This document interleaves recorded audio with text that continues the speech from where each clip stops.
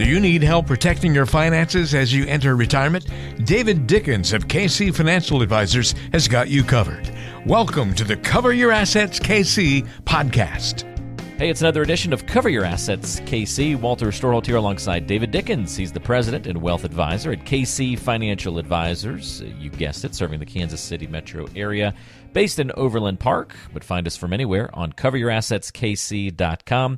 David, one of my favorite kinds of programs on the docket today as we open up the mailbag. You teased that last time around. We'd be answering some listener questions, and you've got three good ones lined up for us today, and I look forward to your responses to these. Before we dive into all of those, everything going well in your world? Yeah, things are going pretty well. Boy, we've had a rainy spring here in Kansas City. Ooh, but it's a gorgeous day outside today. And here I am inside talking to you. So something's wrong with that picture, Walter. Well, it's supposed to be April showers bring May flowers, but it feels like that's been delayed a couple of weeks. And it's Yeah, we kind of had an April drought. Right. And then May, we're getting washed away. It means June is just going to be absolutely gorgeous. You think? Or we're just going to skip the whole May flowers and pretty part and just jump straight to like the death of summer. We'll see. And where did you get your meteorological degree? The web forums online, message boards, and my own just being scared of thunderstorms as a youngster and forcing myself to learn about it. But Perfect. That's no formal training. Yeah, that's all you need right there. That's right. I did have a distant cousin of my dad's was a meteorologist on TV, so I did get to sit with him one time on air, which was fun back in the day. Did you look at that big green screen that they have behind us? Yep, sure did. Yeah. And when I was the sports broadcaster in school, I was always buddy with the meteorologists that we quote unquote hired from the nearby college that actually had a meteorology department, and they would come to our college, which was very good in the media world, and we would teach them how to be take their sciencey weather stuff and actually do it on media. And I was buddy with all the weather folks because, the news anchors were stressing. They had to carry the whole show. The weather person and I just showed up for 2 minutes, blasted away, and walked away. So we kind of goofed off and had a good time. So very nice. In another life, I was probably a weatherman. You're not goofing off today, though.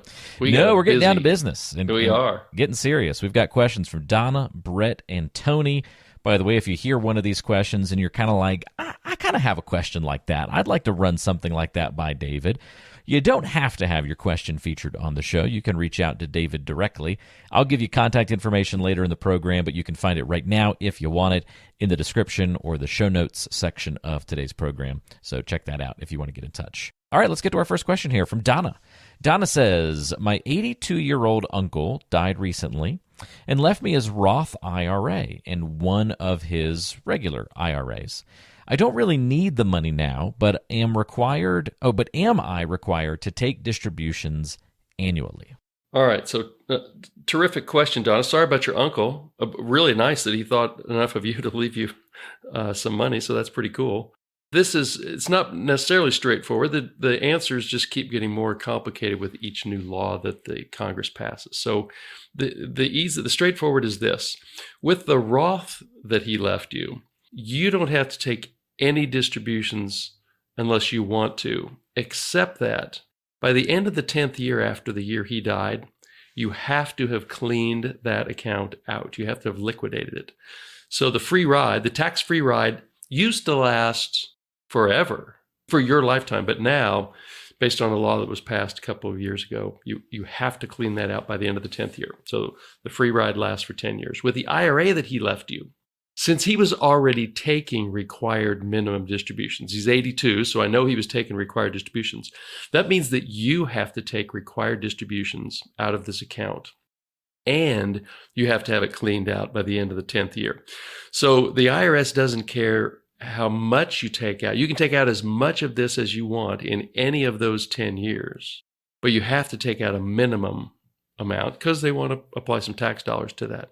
And that's if you Googled single life table for required distributions, you'll get a table that tells you what percentage of that account you have to take out based on your age.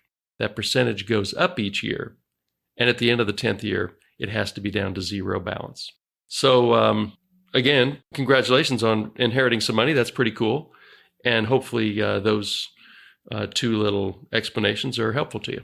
Yeah, points you in the right direction there, Donna. And if you want to maybe get some help with just getting down to the bottom of those numbers more specifically, or have a one-on-one conversation with David, again, don't hesitate to reach out. That number to reach David, by the way, is 913-317-1414. 913-317-1414. All right, let's get to a question here from Brett. And Brett's got a good one. It says, I have 2 old 401k accounts from companies where I used to work, and one where I currently work. Are there good reasons to merge these accounts? And if so, how do I do it? So, Brett, I see this all the time. This is a super common, I'm going to call it a problem, but it's a super common situation to find yourself in.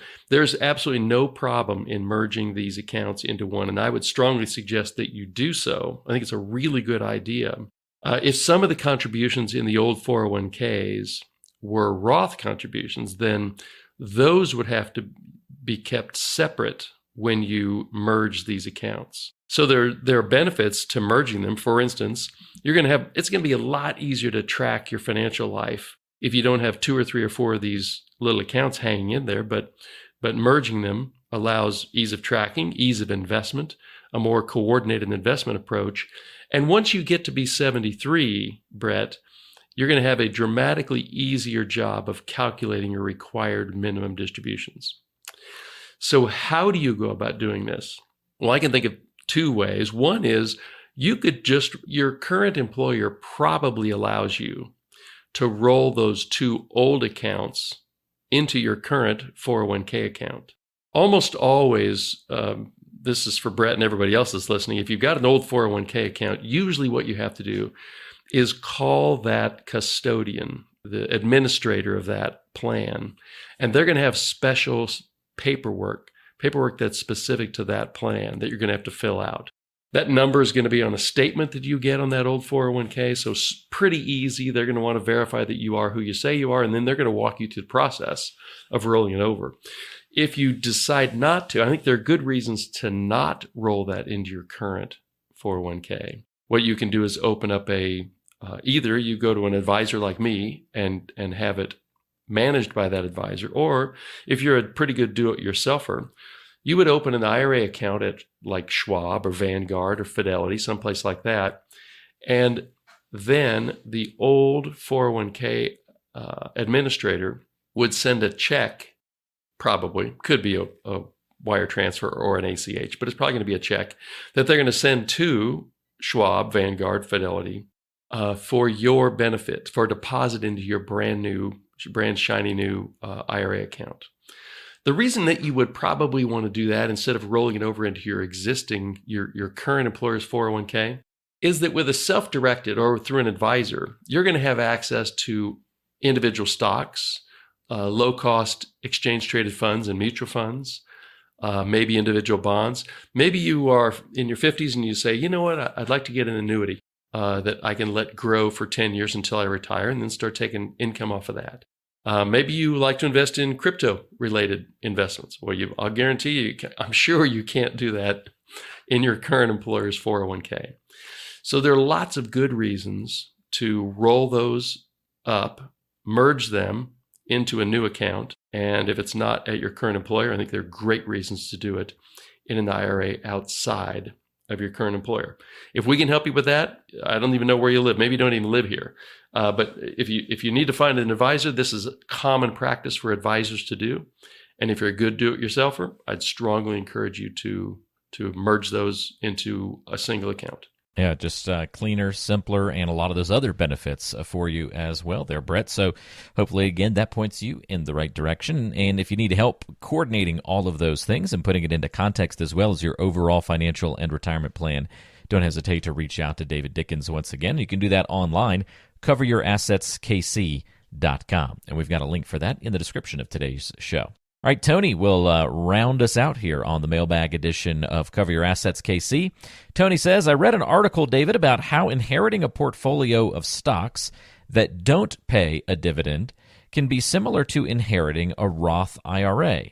If that's true, how would that work? So, Tony, this is a really good question. I have mentioned in podcasts that there are ways to invest tax efficiently, and you don't really need a Roth or an IRA or a 401k to do that. And this is a perfect example. I did a little Google search, and I might have found the exact article that you read. Either way, here's how that works. So everybody listening to this show knows that if you have a Roth, all the growth inside of that Roth, regardless of if it's stocks, bonds, or whatever, all the growth it grows tax-free. And when you take money out, of course, that's tax-free. The money you put in and the growth. And if somebody inherits your Roth, like for instance, Donna, our first question today, on the Roth that she inherited, she has to clean it out in 10 years, but there are no taxes on any of those distributions. So the article you read said, hey, if you don't have access to a Roth, or you've got way too much money to put into a Roth, is there an alternative? And yes, there is. So the idea here is that you would invest a big chunk of money. I'm going to use a $200,000 because I pre-calculated a few little numbers here. But let's say you had a $200,000 portfolio that you were convinced you were never going to touch, and you wanted to leave it for inheritance to your 2 or 3 kids, for instance. You could invest that money into stocks or ETFs that either pay no dividend or a very low dividend. That doesn't mean they don't grow. That just means they don't pay dividends quarterly. So for instance, Berkshire Hathaway's, they have a policy of not paying dividends. They reinvest all the dividends into the company and go buy more companies and build shareholder value that way. But let's say you're like, well, how about the NASDAQ? So you could invest in the ETF QQQ, and that pays you a very small dividend, not zero, but very small, 0.66 currently, so less than 1%. And that little dividend would be taxable each year. Or even the S&P 500 pays right now a little less than 1.7%, but that's the number I used for my calculation here. So either you invest in a portfolio of stocks that don't pay a dividend, or that pay a very low dividend, and then you pay the little tax all along the way. The reason it works like a Roth is that when you die, whoever you name as your beneficiaries, let's say that this is a stock portfolio that you paid $100,000 for. And over the years, it's grown to $250,000 at your death. The people that inherit that account are going to inherit it. The IRS doesn't even get to look at what you paid for the stocks. All the IRS knows is that on your date of death, the account was worth $250,000. And that's now the value that your heirs have inherited, such that if they decide the very next day to sell those stocks, they're going to sell them for $250,000, and they're going to owe no tax on all of that growth that you had over the years, and you never paid taxes on it either. So that's where the article goes back and says, well, that's kind of like a Roth. And it's true, it is. The thing that's unlike a Roth is that if your heirs keep those stocks or ETFs for 6 months, 6 years, 12 years, however long they keep them, the growth that occurs between your date of death and when they sell their inherited share, that is a taxable event. And that's going to either be, I suppose it could be a loss, but let's just assume that the market keeps going up over that period of time. They're going to either have a short-term capital gain if they sell within a year of inheritance, or a long-term capital gain if they sell more than a year after inheritance. So there are a lot of really good similarities between a portfolio of non-dividend paying stocks and a Roth. And there's one key difference, and that happens after your date of death. I think it's a terrific idea. It's something that I think a lot of people don't pay enough attention to, which is you can have a taxable brokerage account that you pay incredibly little taxes on.